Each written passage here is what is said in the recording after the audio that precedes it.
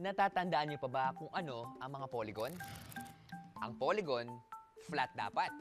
Binubuo ng tatlo at higit pang line segments at angles. At sarado dapat ang hugis. Walang lalampas na guhit.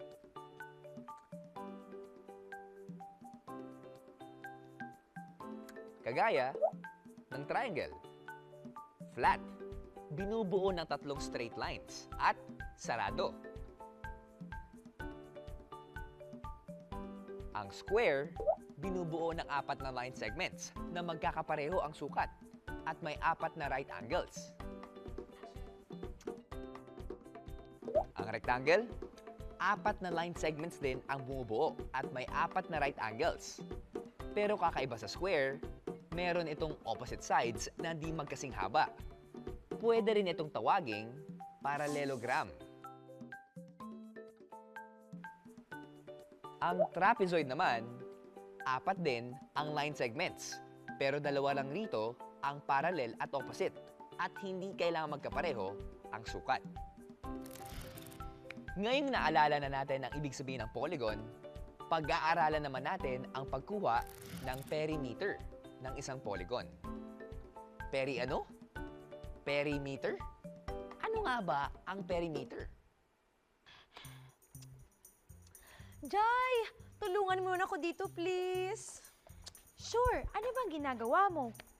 Lalagyan ko kasi ng piping ang gilid nitong mga banners. Pero di ko alam kung gaano kahabang piping ang bibilhin ko. Sus, yun lang ba? Eh di kunin mo ang perimeter ng bawat banner. Perimeter? Ano ba yung perimeter? At saka, paano nasusukat yun? Ang perimeter ay ang kabuang sukat ng sides ng shape o hugis. Kung aalamin natin ang perimeter nitong banner, kailangan muna natin sukatin ang sides nito.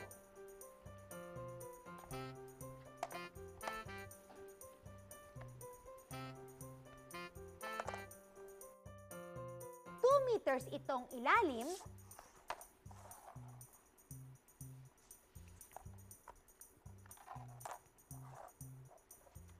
at 2 meters itong ibabaw.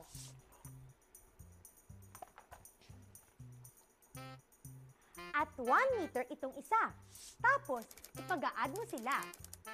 2 plus 2 equals 4. 4 plus 1 equals 5. 5 meters ang kailangan mong piping sa bawat banner. Pero, iba ang laki nitong banner.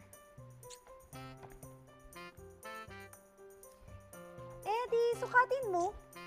Sige nga, try ko. Itong unang side, 100 centimeters. Tapos, yung kabila naman, 100 centimeters. Tapos, yung isa pa, 50 centimeters. Tapos, i-add mo sila.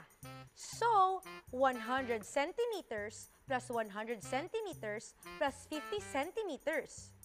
100 centimeters plus 100 centimeters equals 200 centimeters. 200 centimeters plus 50 centimeters equals 250 centimeters. Bale, 250 centimeters ang gagamitin kong piping dito. Correct!